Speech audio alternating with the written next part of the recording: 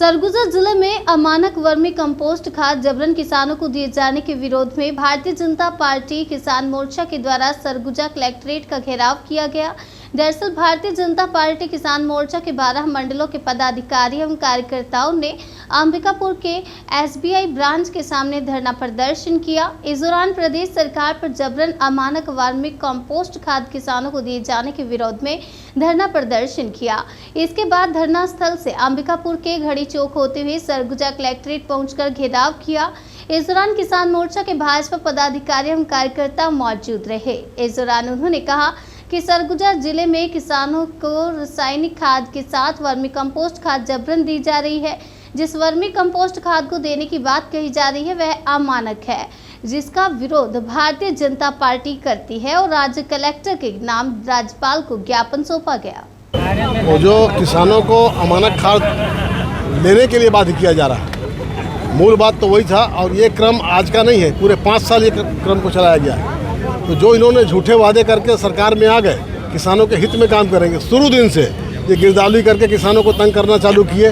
फिर उसके बाद उनके उपज को 15 क्विंटल ही लेंगे, जिसका 20 क्विंटल का उपज हो रहा है। अब कह रहे हैं कि हम 20 क्विंटल अगली बार लेंगे, तो पहली बार क्यों नहीं लिया?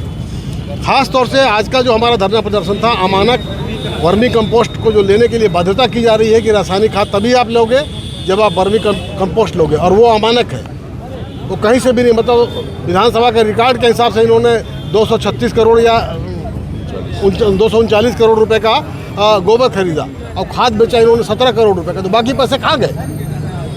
तो कहीं ना कहीं इसमें भारी भ्रष्टाचार है और अनावश्यक किसानों के ऊपर दबाव बनाया जा रहा है। इसके विरोध में आज हम लोगों ने यहाँ पर प्रदर्शन किया, जिसमें हमारा किसान मोर्चा पूरा सम्मिलित।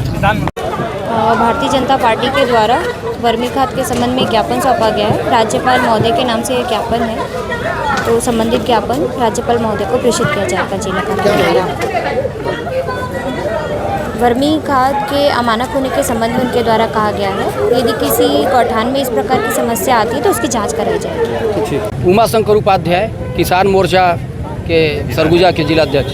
किस बात का विरोध था, कैसे विरोध कर रहे थे? किसानों को जबरन अमानक खाद देने के विरोध में हम लोग यहाँ एकत्रित हुए थे और झूठा वादा उन्होंने कहा था कि हम 2500 रुपया धान लेंगे, लेकिन 2040 रुपया का जो रेट है और 2060 रुपया का वो जो किसानों के खाते में डायरेक्ट आ रहा है, वो केंद्र सरकार का, मोदी सरकार का दिया हुआ पैसा है।